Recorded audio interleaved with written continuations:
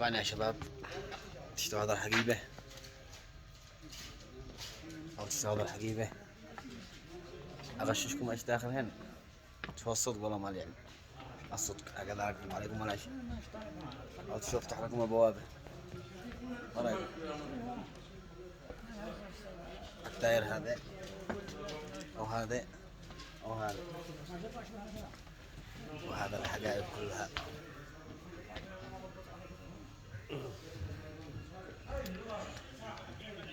وهذا الحقائب كلها. أيوة، ما رأيكم؟ سألكم واحد من الحقائب ولا ما ينفعش؟ يا أستاذ محمد بيقولوا لو قالوا لك تغششوا مش واحد في الحقائب. ما بش حقائب، في الحقيقة أنا بنساعد كل الناس. الهدف من المسابقة إنه جبر خاطر بيننا إحنا وأنتم.